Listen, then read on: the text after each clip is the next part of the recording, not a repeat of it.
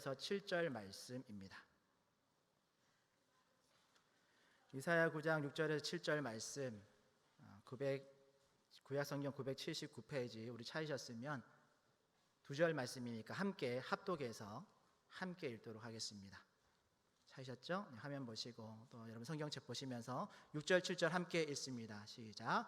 이는 한 아기가 우리에게서 낳고 한 아들을 우리에게 주신 바 되었는데 그의 어깨에는 정사를 메었고 그의 이름은 기묘자라 모사라 전능하신 하나님이라 영존하시는 아버지라 평강의 왕이라 할 것임이라.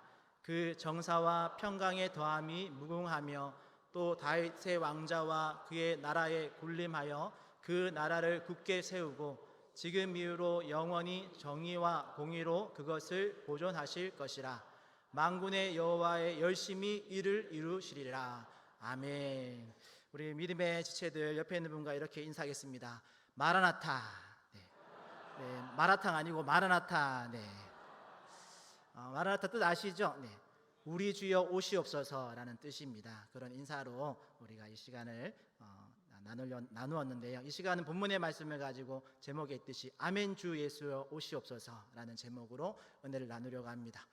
저와 여러분들은 성탄절을 기다리고 있습니다. 다음 주면 성탄절 예배를 드리는 22일 주일을 맞이하게 되는데요. 우리 토요일인 어제도 우리 교회적으로는 구핏불 희망 박스 나눔이라는 행사를 통해서 예수님의 사랑을 이웃들에게 나누는 시간을 가졌고, 청년부에서도 라면 트리를 통해서 여러분 어려운 이웃들을 섬기려고 준비 중에 있습니다. 그리고 주일학교 부서들과 전도회에서는 우리 성탄 축하 발표를 위해서 여러분 곳곳에서 이렇게 모여서 연습하는 모습 그리고 교제하는 모습을 우리가 보면서 성탄의 준비를 하고 있습니다.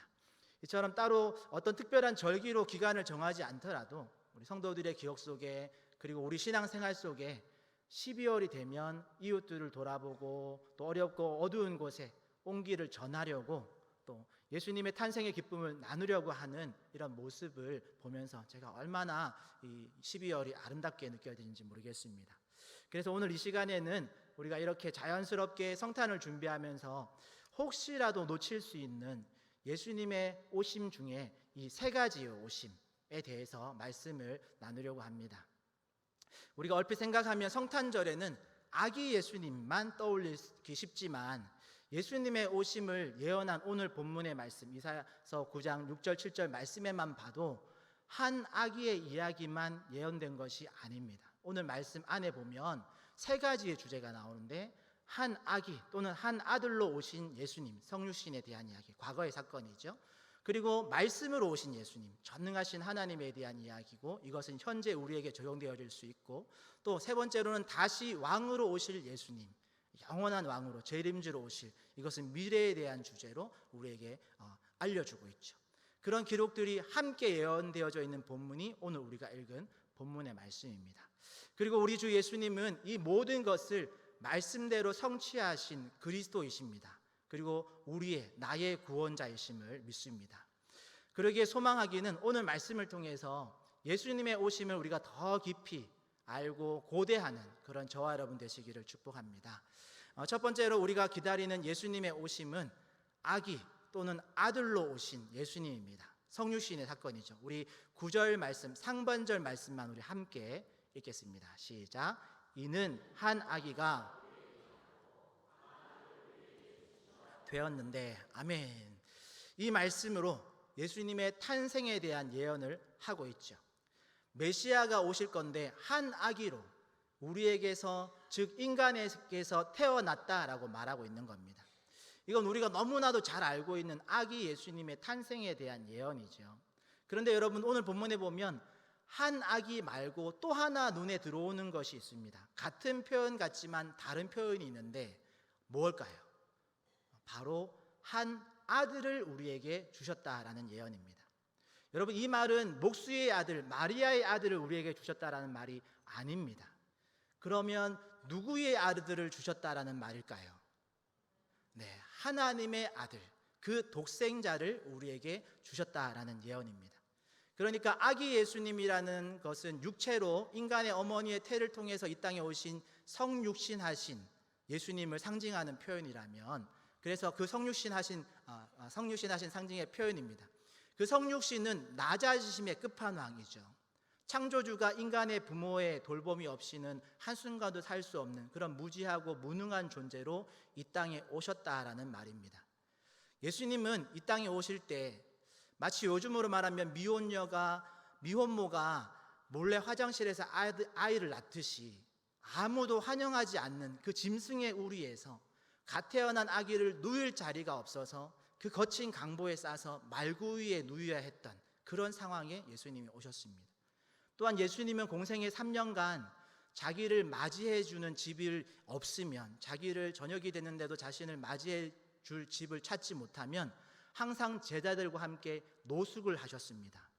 여러분, 요한복음 7장 53절에서 8장 1절 말씀 잠깐 뜰 텐데 같이 한번 읽어볼까요? 이게 두 장이 끝절과 첫절이 연결되어져 있는 문장인데 같이 읽어보겠습니다. 시작. 다 각각 집으로 돌아가고 예수는 감난산으로 가시니라. 아멘. 여러분, 여기에 나와 있는 이 말은 그냥 감난산으로 소풍 가신 게 아닙니다. 예루살렘 근처에서 노숙을 하게 되시면 언제나 예수님과 제자들은 감난산에서 밤을 보내셨습니다. 그러니 예수님께서 이르시되 여우도 굴이 있고 공중의 새도 거처가 있으되 인자는 머리 둘 곳이 없다라고 하신 그 말씀은 그냥 예수님이 비유로 하신 말씀이 아닙니다. 실제로 예수님은 공생의 기간 동안 거처할 집이 없었습니다. 그래서 자신을 맞아들이지 않을 땐 그냥 노숙을 하시는 거죠. 그리고 예수님이 죽었을 때는 어땠나요? 예수님은 죽으셨을 때도 예수님은 자신의 무덤에 묻히시지 못하셨습니다. 이렇게 보면 예수님은 이 땅에 오실 때도 자신을 받아줄 곳이 없었고, 자신이 거할 집도 없었고, 자신이 묻힐 무덤도 없었습니다. 오늘날 한국식으로 말하면 예수님은 흙수저도 안 되는, 아예 정말 수저가 없는 무수저와 같은 삶을 사셨습니다. 그러니 예수님은 평범한 인간이 누릴 수 있는 그 작은 공간 하나도 자신의 것으로 누리지 못하시고, 또 평범한 인간이 겪는 어떤 고난보다도 더 큰 고난을 다 겪으신 분이시죠. 그리고 그런 예수님이 우리를 더 깊이 아신다라고 말씀하시고 우리의 아픔을 더 가까이 공감해 주신다라고 우리에게 말씀하시죠. 그리고 우리는 그런 예수님을 믿는 겁니다. 이것이 한 아기로 오신 예수님에 대한 의미입니다. 그리고 그 다음에 나와 있는 또 한 아기가 있죠. 바로 아들로 오신 예수님인데요. 아들 예수님이란 말은 하나님의 아들로 오셨다라는 말입니다. 그러니 우리가 세례문답 교육할 때 배우는 100% 인간과 100% 신임을 증명하는 표현이 오늘 본문 9절에 나와 있는 이 아기로, 한 아기, 또 한 아들로 오신 예수님이다라는 표현이죠. 특히 100% 인간이시면서 100% 하나님이신 예수님이라서 우리에게 엄청난 은혜가 주어집니다. 여러분, 인간의 아들로 오신 아기 예수님을 통해서는 우리에게 주시는 그 은혜는 인간의 모든 상태, 앞서서 말씀드린 어떤 희노애락과 같은 또는 불안정과 결핍, 아픔과 죽음까지도 예수님이 우리와 동일하게 겪으셨다라는 것을 증명하시면서 인간의 연약함을 공감하시는 하나님에 대해서 우리에게 알려주고 있습니다. 또한 하나님의 아들로 오심을 통해서 주시는 은혜는 우리의 모든 것을 의탁할 만한 분이다라는 것을 우리에게 알려주고 있죠. 그리고 이런 하나님의 아들이 우리와 똑같은 인생을 사시는 것을 33년 동안 이 땅에서 직접 보여주심을 통해서 예수님이 저렇게 사셨다면 우리가 정말 닮을 만한 분이구나라는 것을 우리에게 알려주시는 그런 공생애를 사신 것이죠. 이처럼 우리가 기다리는 성탄은 아기 예수님과 아들 예수님을 기념하는 날로 기다리는 겁니다.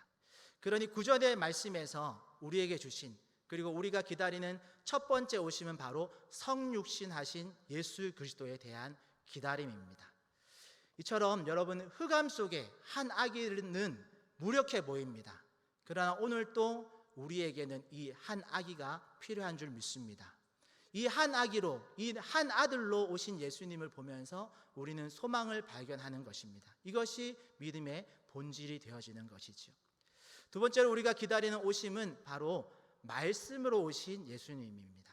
말씀으로 오신 전능하신 하나님에 대한 주제이죠. 오늘 본문에서 이 말씀으로 오신 전능하신 하나님이라는 표현은 6절 중반부부터 나오는데 자막에 뜰 테니까 자막에 뜨는 주제를 말씀 같이 읽겠습니다. 시작. 그 어깨에는 정사를 메었고 그 이름은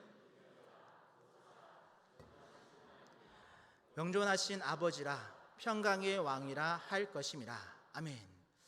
이 말씀은 마치 우리에게 오실 메시아가 불려질 호칭을 모아놓은 것 같습니다. 기묘자, 모사, 전능하신 하나님, 영존하시는 아버지, 평강의 왕. 물론 예수님은 이 땅에서 이런 이름으로 불리셨습니다. 그리고 이 이름들은 그냥 듣기 좋으라고 붙여진 이름이 아닙니다. 각각의 이름의 의미를 다 다르게 가지고 있는 것들이죠. 그런데 이 시간에는 이 이름들을 그 의미들을 다 살펴보기보다는 각각 다른 의미를 가진 이 이름들이 공통적으로 가진 특징을 좀 나누려고 합니다. 그것은 바로 두 번째 주제였던 말씀으로 오신 하나님, 전능하신 하나님이라는 의미인데요. 오늘 메시아가 놀라우신 분이라는 뜻을 가진 기묘자라고 불리우는 이유가, 또 상담자라는 뜻을 가진 모사라고 불리우는 이유, 전능하신 하나님, 평강의 왕이라고 불리우는 이유는 모두 다 말씀으로 우리 가운데 거하시는 하나님이시기 때문에 가능한 일입니다. 여러분, 요한복음 1장 14절 말씀, 잘 아시는 말씀이지만 함께 같이 보고 읽겠습니다. 시작. 말씀이 육신이 되어 우리 가운데 거하심에 우리가 그의 영광을 보니 아버지의 독생자의 영광이요 은혜와 진리가 충만하더라. 아멘. 이처럼 말씀이 육신이 되어 우리 가운데 거하시는 하나님이 바로 우리 주 예수 그리스도이십니다. 믿으십니까? 더 한번 확인해 볼까요? 요한복음 1장 1절 말씀도 잘 아시겠지만 함께 읽어보겠습니다. 시작. 태초에 말씀이 계시니라. 이 말씀이 하나님과 함께 하나님이시니라. 아멘. 여러분, 이 말씀이 곧 하나님이신 줄 믿습니다.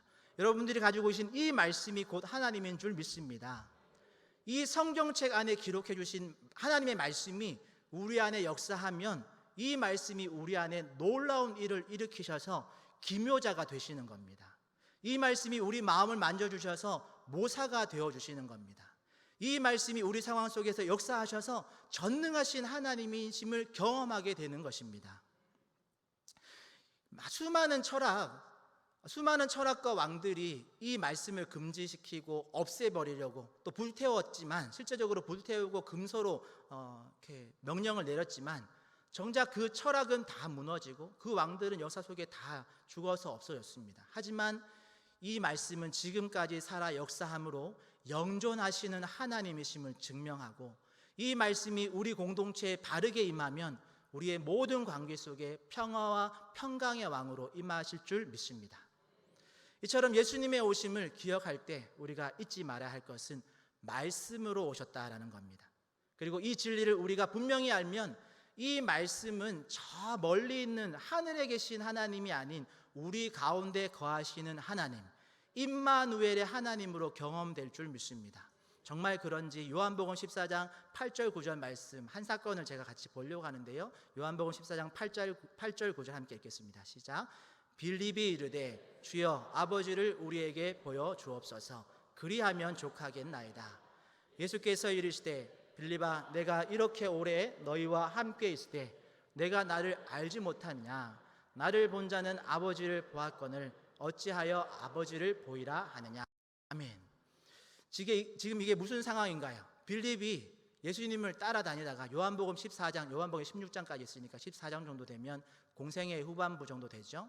한 3년 가까이를 예수님을 따라다니던 빌립이 예수님께 이렇게 말합니다. 예수님, 이런저런 기적을 일으키시고 하나님의 말씀도 풀어주셔서 너무너무 좋고 감사한데, 그런데 그것도 좋지만 진짜 하나님 딱 한 번만 보여주시면 그걸로 다 끝나는 거 아니겠습니까? 그러니까 하나님을 한 번만 보여주십시오 라고 요구합니다.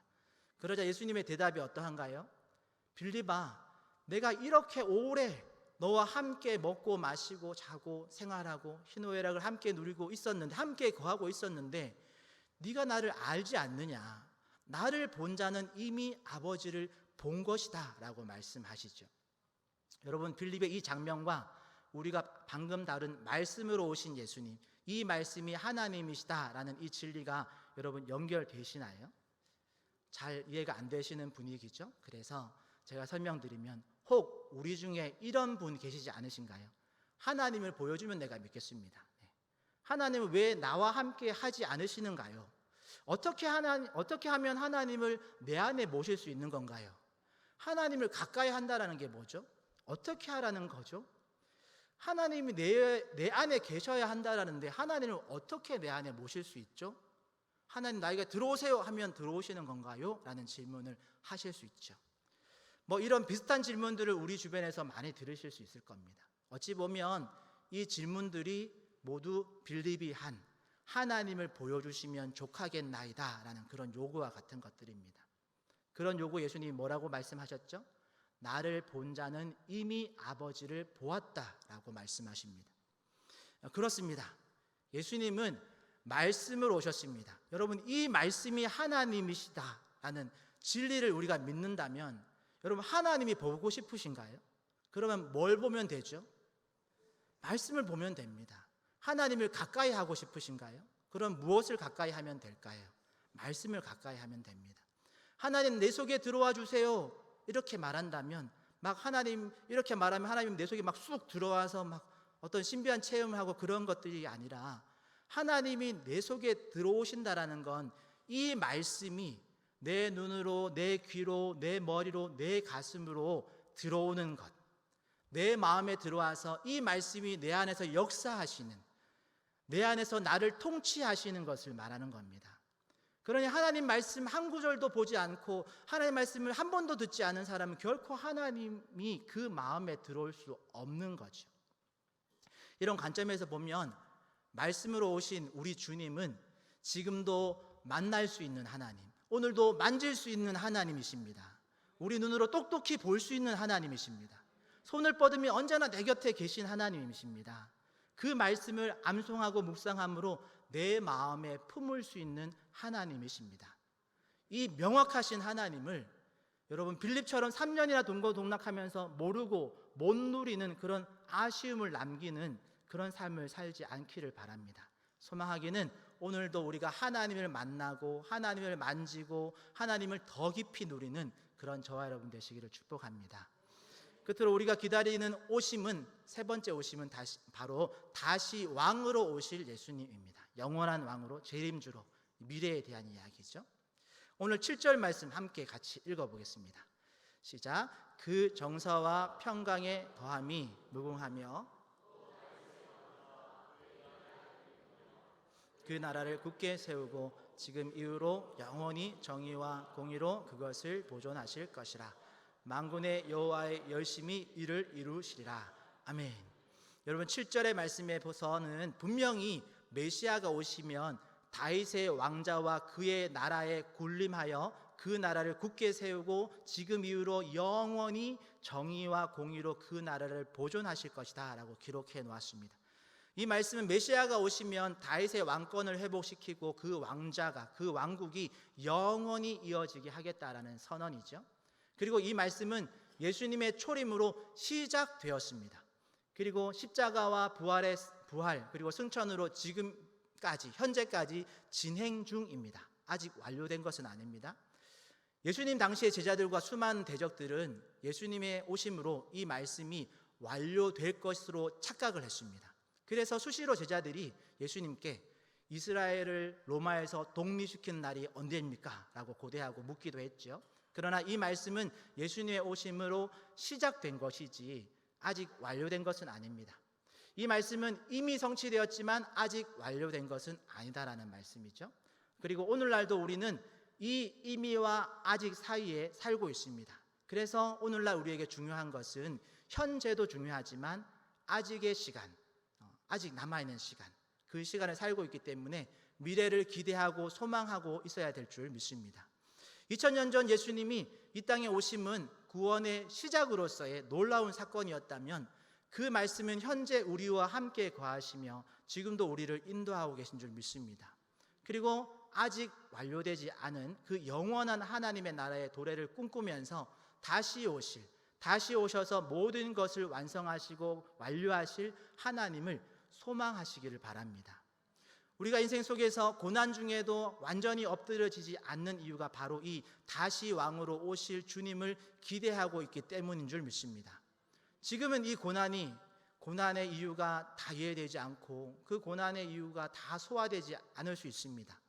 그런데 다시 오실 예수님을 기대하지 않는다면 우리의 신앙은 아주 작은 걸림돌에도 넘어지고 또 끊임없이 밀려오는 그 죄악의 파도에 침몰될 수밖에 없습니다. 그러나 주님이 다시 오시면 우리가 이해할 수 없었던 이 모든 이유를 밝히 알게 하실 것입니다. 우리가 용납할 수 없었던, 그리고 우리의 힘으로 해결할 수 없었던 그 모든 불의와 죄악을 그분의 선하심으로 명백하게 심판하실 줄 믿습니다. 그리고 그분이 다시 왕으로 오시는 날 우리의 삶 속에 많은 흔적들을 확인할 수 있을 겁니다.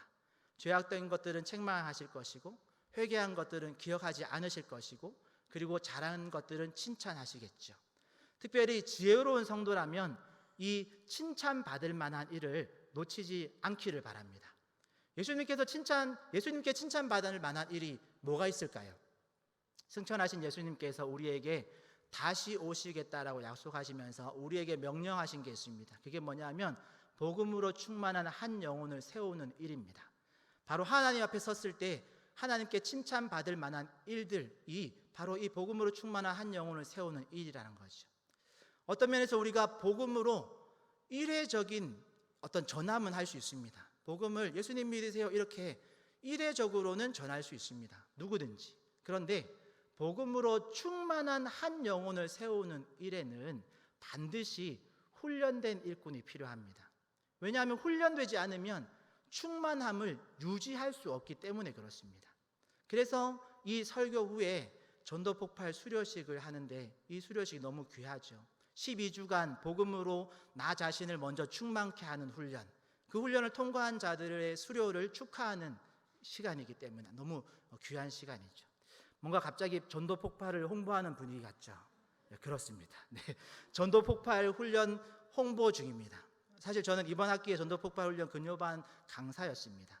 설교 막판에 갑자기 전도폭발을 홍보하는 이유는 다시 오실 주님을 기다림에 있어서 그럼 우리는 무엇을 하며 기다려야 할 것인가? 어떤 준비를 해야 될까라는 질문을 하다가 그렇지, 전도폭발 강의 때도 이 말씀을 나누고 또 우리 방금 강진수 집사님의 간증에도 나왔던 베드로전서 3장 15절 말씀 우리 같이 한번 읽어볼까요?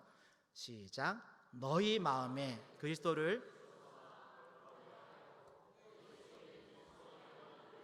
자들에게는 대답할 것을 항상 준비하되 온유와 두려움으로 하고. 아멘.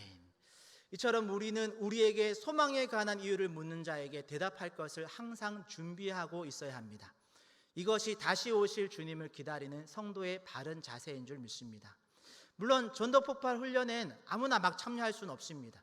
12주간, 최소한 12주간 시간과 삶을 하나님께 내어드리겠다는 각오가 필요합니다. 하지만 이런 믿음의 발자국, 한 발자국을 내디딜 각오만 있다면 오늘 수료하시는 42명의 훈련자와 훈련생과 같이 여러분들도 얼마든지 훈련된 일꾼으로 준비될 줄 믿습니다. 결론적으로 오늘 말씀을 통해서 예수님의 오심을 더욱 고대하는 저와 여러분 되시길 축복합니다. 여러분, 2000년 전에 한 아기로 이 땅에 오신 예수님은 우리의 모든 상황을 공감하시는 주님이십니다. 하나님의 아들로 이 땅에 오신 예수님은 우리의 모든 상황을 의탁할 수 있는 전능하신 하나님이십니다. 그러기에 우리를 위로하시고 우리에게 힘주시고 끝까지 나를 붙들어 주시는 그 주님께 우리의 모든 삶을 맡기시기를 바랍니다. 또한 말씀으로 오신 주님은 우리 안에 가득, 그 주님을 우리 안에 가득 품고 살아가는 저와 여러분 되시기를 축복합니다. 오늘도 내일도 하나님이신 이 말씀 붙들고 선으로 악을 이기는 그런 성도 되시기를 축복합니다. 모든 어려움의 시기를 견뎌낼 수 있는 우리의 유일한 소망 되신 그 예수님, 다시 오실 주님을 기다리는 저와 여러분 되시기를 축복합니다. 성탄을 기다리면서 과거에도 현재에도 미래에도 영원토록 우리와 함께 하시는 예수님을 기억하시면서 기다리시면서 주님 다시 오실 그날을 준비하는 우리 구미강동교회 모든 성도 되시기를 예수님의 이름으로 축복합니다. 이 시간 기도하겠습니다. 감사